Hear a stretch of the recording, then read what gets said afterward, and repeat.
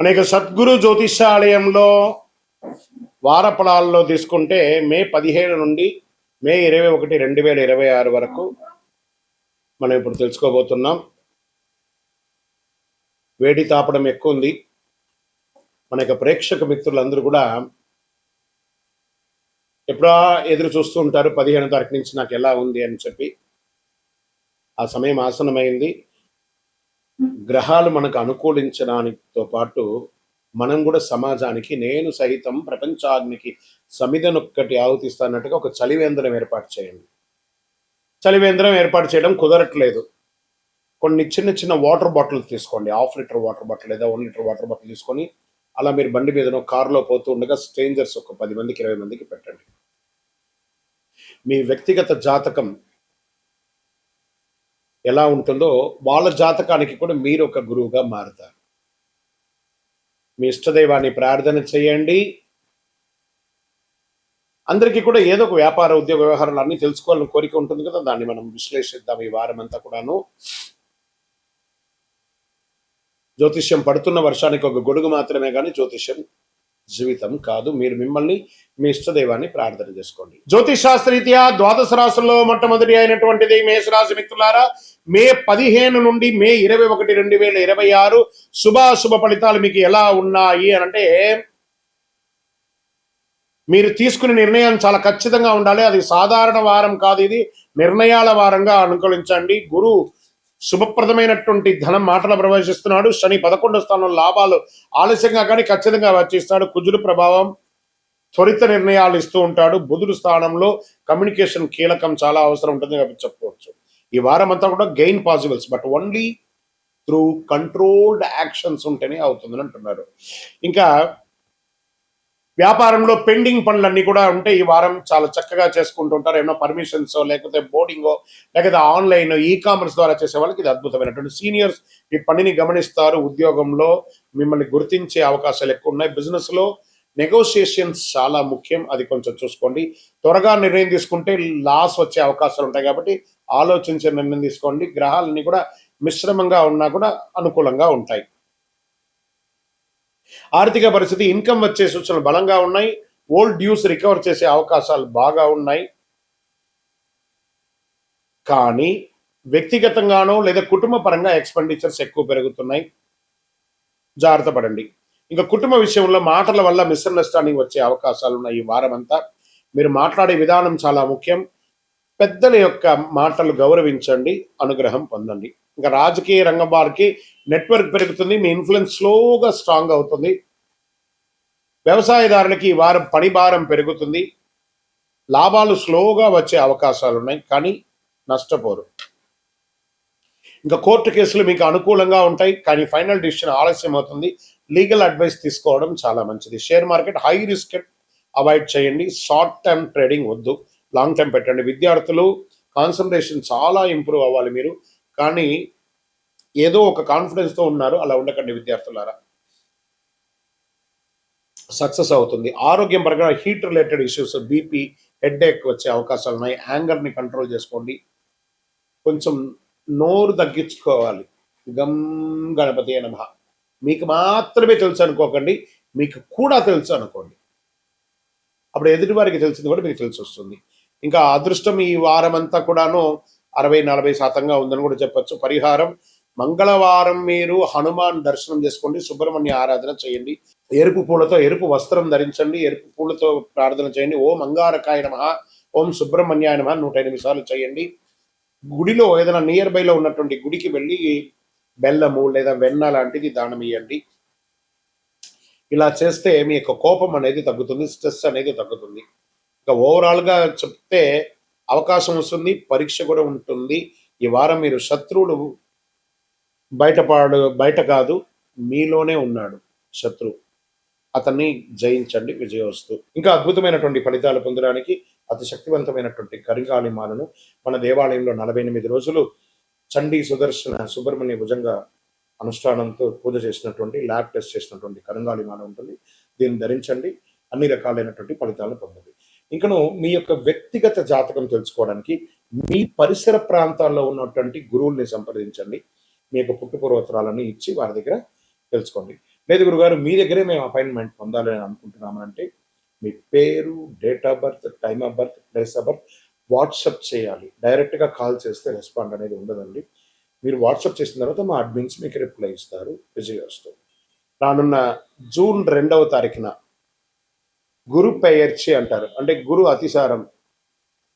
గురు ఎప్పుడైతే స్థానం మారుతాడో వాళ్ళ జీవితాలే మారుతాయి అంటారు. అలాంటి అద్భుతమైనటువంటి ఒక మహా అద్భుతం 2026 జూన్ 2వ తారీఖున గురువు మిథున రాశి నుంచి కర్కాటక రాశికి రాబోతున్నారు. ఈ రోజుని పండుగలాగా జరుపుకోవాల్సినటువంటి ఒక సమయం. అందరూ ప్రజలంతా కూడా సుఖ సంతోషాలతో ఫలితాలు కలిగే ఒక అద్భుతమైనటువంటి నిజం అన్నమాట ఈ యొక్క అతిసారం. కారణం ఏమంటే ఈ సంవత్సరం గురువే కర్కాటక రాశిని శాసించేవారుగాను ఉచ్చ స్థితిని పొందుతున్నారు కర్కాటక రాశిలో. సరే, ఉచ్చ స్థితి పొందినటువంటి గురువు ఏం చేస్తాడు? సాధారణంగానే గురువు వచ్చాడంటే, గురుబలం వచ్చిందంటే మంచి జరుగుతుందని ఒక పేరుంది. ప్రత్యేకించి ఉచ్చ స్థితి పొందినటువంటి గురువు ఏం చేస్తాడు? అందులో గురు భగవానికి చాలా ఇష్టమైనటువంటి ఇల్లు కర్కాటక రాశి. అందుకే గురు చంద్ర యోగం, చంద్రుని యొక్క ఇల్లు. గురు చంద్ర యోగం ఏర్పడబోతుంది. ఈ సంవత్సరంలో ఎన్నో యోగాలు రావడానికి సిద్ధంగా ఉన్నాయి. Get ready. ప్రతి రాశిలోనూ గురు భగవానుడు ఆయన చక్రం తిప్పబోతున్నాడు. Get ready. రాశి ప్రకారం ఎవరు పాప ఫలితాల నుంచి బయటపడబోతున్నారు, ఎవరు యోగాన్ని పొందబోతున్నారంటే, వివాహం కాని వారికి వివాహం, పిల్లలు లేని వారికి పిల్లలు. గురు పేర్చండి మన ఇంట్లో జరిగే ఒక పెద్ద శుభకార్యం లాంటిది అనమాట. 12 రాసుల వారంతా ఈ గురు పేర్చలో ఎప్పుడు వస్తుందా అని ఎదురు చూస్తూ ఉన్నటువంటి సమయం. గురు పేర్చి అనేది గురు అతిసారం స్థానం మారే యొక్క అద్భుతమైనటువంటిది. 12 రాసుల వారంతా కూడా ఈ జ్యోతిష్ శాస్త్రంలో గురుబలం ఎప్పుడు వస్తుందయ్యా, మా అమ్మాయికి పెళ్లి చేయాలి, గురుబలం ఎప్పుడు వస్తుందండి, మా కుటుంబంలో సంతాన యోగం కావాలి, గురుబలం ఎప్పుడు వస్తుందండి, వ్యాపార ఉద్యోగం బాగుండాలి అని అడుగుతూ ఉంటారు ప్రతి ఒక్కళ్ళు కూడా. జ్యోతిష్ శాస్త్రంలో వచ్చేసింది ఆ సమయం. అదే ప్రశ్న అందరికి ఎప్పుడు వస్తుంది. గురు కటాక్షం ఉంటేనే పెళ్లి, సంతానం, ఇంట్లో జరిగే అన్ని శుభ కార్యక్రమాలు జరుగుతాయి. గురు భగవానుడు ఏం చేస్తారంటే ప్రతి సంవత్సరం ఒక రాశిలో ఒక సంవత్సరాన్ని గడుపుతాడు. 1 సంవత్సర కాలం గడుపుతాడు ఒక్కొక్క రాశిలోనూ. గురు భగవానుడు ఈ సంవత్సరం మిథున రాశి నుండి కర్కాటక రాశికి జూన్ 2వ తారీఖున వచ్చి 1 సంవత్సర కాలం అక్కడే ఉండి ఉచ్చ స్థితిని పొందుతాడు. ఎప్పుడు 3 దివ్య దృష్టిలు ఉంటాయి. ఎప్పుడు కూడా గురువుకి 3 దివ్య దృష్టిలు ఉంటాయి. గురు విషయానికి వస్తే ప్రత్యేకంగా చెప్పాలంటే మకర యాళి, కర్కాటక యాళి అని అంటారు. ఈ మకర యాళి అంటే వేదాలను దాచిపెట్టినటువంటి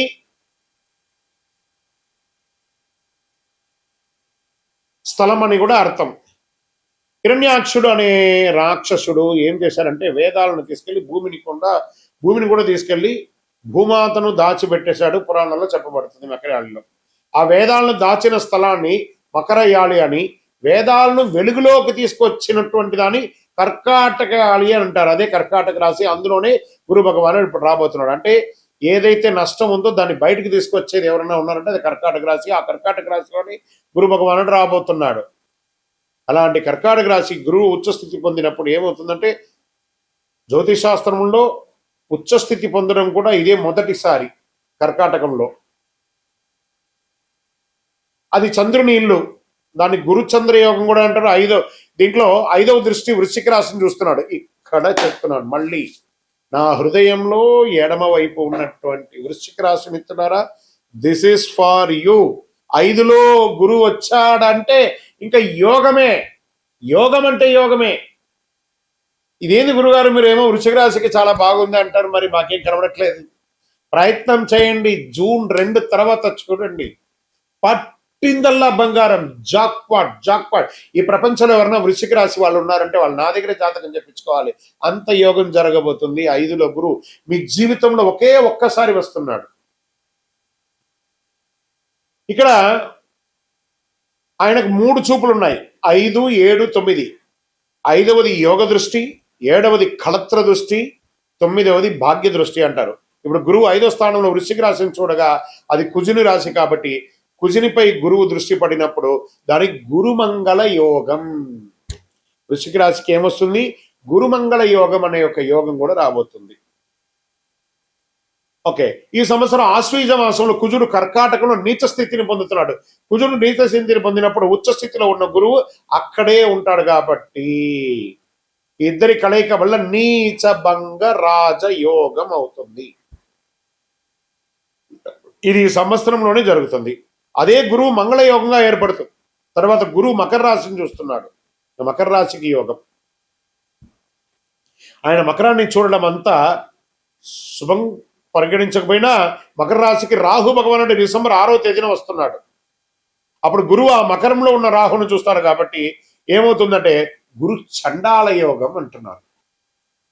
ఖచ్చితంగా నోట్ చేసుకోండి, అందరు కూడాను పేపర్ పెన్ నోట్ చేసుకోండి. నా యొక్క వీడియో ఫుల్ ఎవిడెన్స్ విత్ ప్రూఫ్తో నేను మీకు ఇస్తున్నాను, గుర్తుపెట్టుకోండి. ఇది చాలా అద్భుతంగా ప్రిడిక్ట్ చేసి ఇవ్వబడింది, నోట్ చేసుకోండి. ఇప్పుడు ఈ రాశి యొక్క 12 రాసుల్లో కొంతమందికి గురు చంద్రయోగం, గురు మంగళ యోగం, గురు చండాల యోగం అంత అద్భుతంగా ఉండబోతుంది.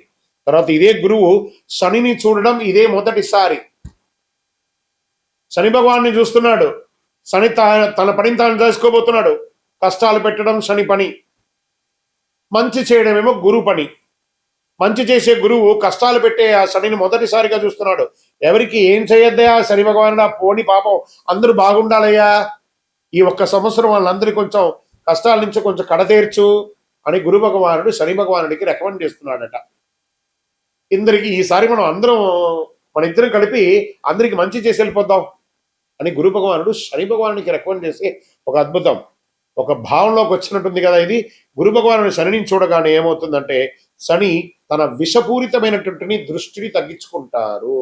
నాకు శని పట్టింది, ఏళ్ళనాడు శని పట్టింది, అర్ధాష్టమ శని పట్టింది, అష్టమ శని పట్టింది, కంఠ శని పట్టింది, జన్మ శని పట్టింది, పాద శని పట్టింది ఎప్పుడు భయపడుతూ ఉంటారు కదా. గురువు యొక్క చూపు శని మీద పడగానే ఆ వీక్షణ కాస్త తగ్గుతుంది.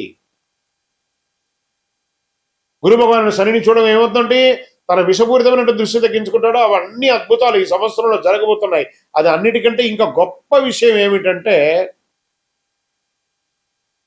ఒకవైపు మకరంలో రాహు వస్తుంటే సింహంలో ఉన్న కేతు కర్కాటానికి వస్తున్నాడు. ఈ డిసెంబర్ 6వ తేదీన వస్తున్నాడు. ఎప్పుడు గురువు కేతు సంబంధం ఏర్పడుతుంది.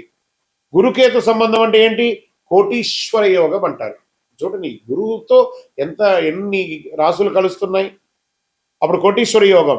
మళ్ళీ రాసుకోండి, గురుచండాల యోగం, గురుమంగళ యోగం, గురుచంద్ర యోగం, అలాగే కుజుని వల్ల నీచభంగ రాజయోగం. ఇవన్నీ మీకు ఇవ్వగలిగింది ఒక్క గురువు వల్ల మాత్రమే అవుతుంది. ఇది సాధారణ గురువు కాదండి ఇప్పుడు వచ్చేది. ఉచ్చస్థితి పొందిన గురువు. ఆలోచించండి ఎంతమందికి ఏమేమి జరగబోతుందో. ఇవన్నిటికంటే ఇంకా గొప్ప విషయం ఏంటంటే ఈ సంవత్సరం పేరు శ్రీ పరాభవనామ సంవత్సరం. దానికి రాజు మళ్ళీ గురువు. గురువే రాజుగా ఉన్నాడు. గురువు అతిసారం అవుతుంది. ఎంత మంచిది చూడండి. ఈ సంవత్సరానికి రాజువే గురువు అంటే ఈ పదవి ఆయనదే. ఇప్పుడు గురువు సంవత్సరం ఇన్ఛార్జ్గా కూడా ఆయనే ఉన్నాడు. అలాగే రాసులన్నిటికీ ప్రధాన నాయకుడుగా కూడా రాజువే గురువే ఉన్నాడు. ఆయన అనుకున్నదంతా సాధిస్తాడు. ఏం సాధిస్తాడంటే అదే నేను మొదటే చెప్పాను కదా మీకు, ఎవరికైతే గురుబలం లేకపోతే వారికి గురుబలాన్ని ఇస్తాడు.